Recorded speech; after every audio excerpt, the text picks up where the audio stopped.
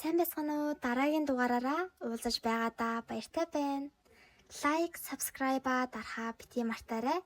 За ингээд аним руугаа орцгоё.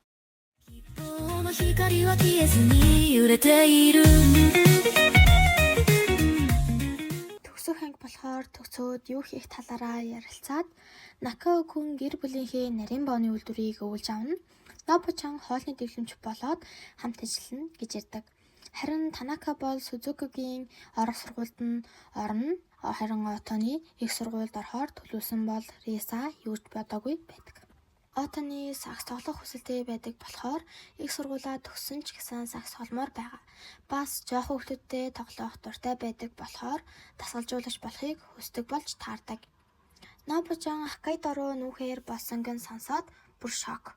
Яасан бэ гэвэл эмээ дээр очиж амьдрахаар болсноо хэлэхэд Отоны Накао Кунээс хоштой зүгээрөө гэхт нь бид хоёр өдөр болгон уцаар ярина зүгээрээ гэдэг.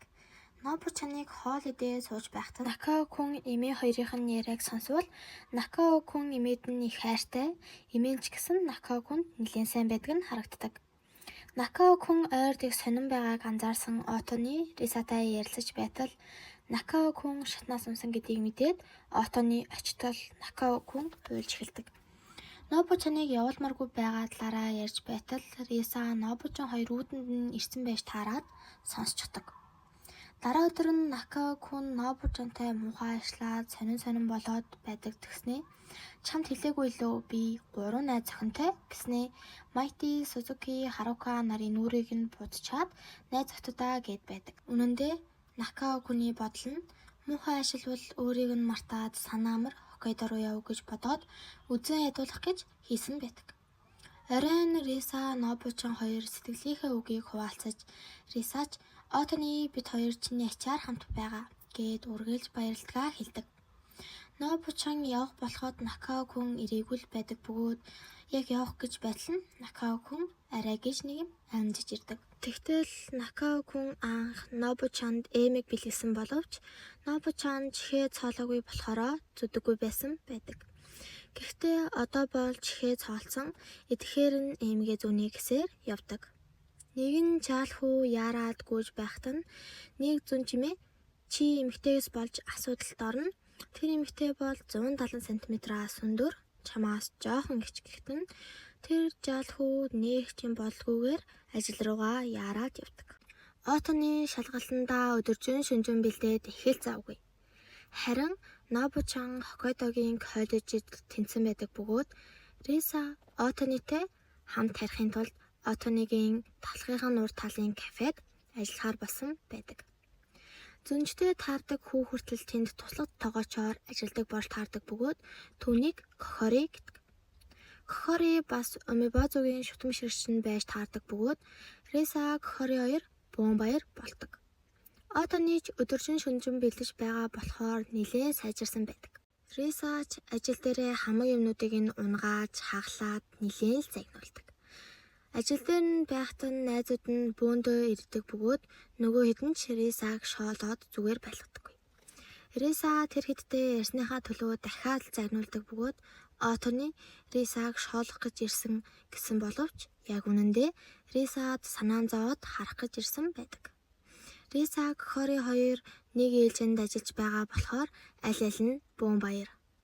Кохори Рисаг үргэлж хөвгөлтэй байдаг хэмээн магтдаг. Риса менюн дээрх бүх хоолыг цээжлэх ёстой болохоор ажил нь таарсан ч гэсэн сууж үлддэг. Кохориг явах гэж байтал хажууд нь Риса унтчихийдэг бөгөөд Кохори нэлээд удаан ширтээд нэг л өөр байхад идэг.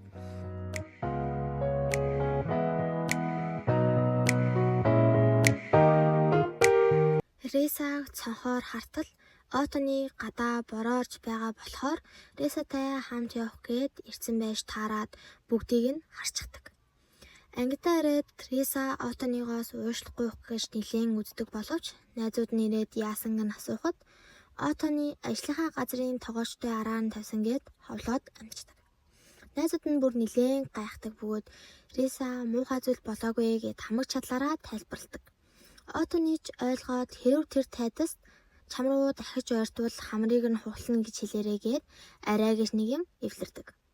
Ажил дээрээ очиход нь Кохори Рисагаас уушлахгүйгаад Кохори Умибазугийн толд хамт үзье гэж урьдаг боловч Риса дэмий байхаа гэд нилийн боддог боловч явна гэд хэлчихдэг. Отоны ч Рисад бэлэг өгөх гээд нилийн догдлоод гараад очиж байтал замдаа Риса Кохори хоёр тоглолтоосоо тараад явж байгаатай нь таарчихдаг. Рисач бүх зүйлийг тайлбарлах гэтэл Отоны надад хамаагүй хүснээ хийгээл яваад өчгдөг. Нобучан Танака хоёрт болсон бүх зүйлээ хэлэхэд Нобучан зогсноо. Ийм бол Отоны чамайг хаяхад ч багдана гэд нилийн ширүүхэн хэлээд авдаг. Риса Отоныгоос уулж гуйдаг боловч Отоны бас л надад хамаагүй гэсээр байдаг. Нобучан Накао Кун хоёр Отонытэй уулзаад буцаад нийлүүлэх гэж оролддог боловч Отоны зөвшөөрдөггүй. Риса Отонyd бэлдсэн бэлгээ өгөөгүй байгаагаа анзаараад орой гэрийнх нь үдэнд үлдээгээд явдаг. Кохори хогоо асгаж байхад нь Отоны хажууд нь зогсож байдаг бөгөөд өндөрийг нь асуухад Отоныгоос 2 см-ээр өндөр болж таардаг. Тэгээд өмнө нь хэлж байснараа түүнийг зогчихдог. Нөгөөд хүнч Риса тайртай гэдгээ нуухгүй хэмээн хэлдэг. Риса шинэ жил болж байгаа болохоор ажлынхантайгаа караокед орж ирээд дуулж байхдаа Отоныг л бодоод байдаг. Харин нөгөө талд нь Отоны ч гэсэн Рисагийн өгсөн билийг өмсцөн Рисаг бодоод хичээлээ давсж идэг. Рисач Отоны тэгшнэн сайн гэдгийг анзаараад Отоны дээр очих гээд гүйж байсан боловч бүдэрч унчаад уйлж байхад нь Отоны бас Риса дээр очих гээд ирж байсан байдаг. Тэгээд Рисаг тэрснээ чамд бодож байснаасаа илүү хайртай юм байна гэд Рисад шинэ жилийн хамгийн том бэлгийг нь өгдөг. Танака улсын шалгалтанд тэнцсэн боловч Сузуки кун тэнцээгүй байдаг. Танака Сузуки хоёр нэг ангид орохооргүй болдог бөгөөд Танака Сузукигийн орох гэж байгаа сургуульд нь орохоор болсноо хэлэхэд нь Сузуки их сургуульд чамайг хамгаалах зөндөө хүмүүс байгаа гэж хэлээд гомдоочдөг. Сузуки буруу бодож байснаа ойлгоод араас нь очиод дахиж шалгалт өгөөд чиний орсон сургуульд орно гэснээр арай гэж нэг юм Риса Отоныгийн өмнөөс сандраад яг л мессеж бичих гэж байсан чинь Отоны өөдөнд нь ирсэн байдаг. Яасан бэ гэвэл Отоныг гэртээ очихт нь аав, ээж, эх чинь ханаад хүрсэн шалгалтанд ч удахгүй болгож байгаа болохоор гэрээсээ хөөжөгдөг. Отоны аргагүй эрхэнд Рисагийн тонхоор болоод ирсэн байдаг. Отоны ч нэлээд сандардаг бөгөөд Рисагийн хийж өгсөн хувцсыг нь өмсөөд шалгалтандаа бэлдэж эхэлдэг. Рисач жоохон байжгаад өсөж байгаа байх гэж бодоод идэх юм авчиртал Отоны унтчихдаг. Риса сормоосных нь уртыг нь гайхаад сууж байгаад бас хажууд нь хамт унтчихдаг. Өглөөс ирээд цаг хартал 8 болцсон байдаг бөгөөд Отоныгоос хідээс шалгалтыг нь асуухад 9:20-с гээд тэр хоёр нилээ сандарч гарч ирэхэд нь гадаа цас орцсон байдаг. Рисач Отоныг дугуун дээрээ сундлаад хамаг хурднаараа явдаг бөгөөд тэгсний ачинд шалгалт болохоос өмнө очдог. Отоны шалгалтаа өгсөн болохоор тэр хоёр болцоонд явж итэл гадаа мимиктэй таардаг. Юу хийж байгаа талаар нь асуухад модель болохоор зураг авалтанд орж байна гэдгийг хэлэхэд Рисач мимиг бүр шитээд, бишрээд, дэмжээд бөөнл юм болдог. Тэгтэл нэг модель нь ирээгүй байгаа болохоор Рисаг орлуулахаар болдог. Рисагийн үсийг нь янзлаад нүрийг нь будаад хөөрхөн болгоод гараад ирэхэд нь Отоны дахиад л дурлчих шиг болдог. Зураг авахаар болоход нь Рисач анхудаа хийж байгаа болохоор ичээд хөшчихдөг. Буцах сандаа Риса стилист болохоор болсноо хэлдэг бол Отоны ч дэмжиж өгдөг.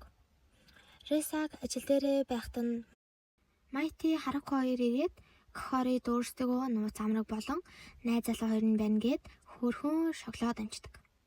Араас нь Нобучан Накао кун хоёр орж ирээд өөрсдөө Рисагийн аав ээж хоёр нь байна гэд тоглоход нь Кохори тэр болгонд нэгтгээд гайхаад нилээн л болдог.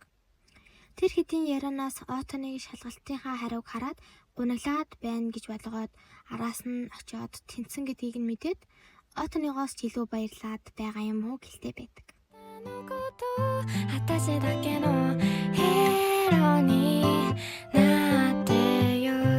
Хонхны баяр дээрээ хүртэл хоёулаа хоцроод яг л өмнөх шигээ хэрэлдээд байж идэл тэр хоёрыг төсөөлтийн үг хэлүүлэхээр болдог.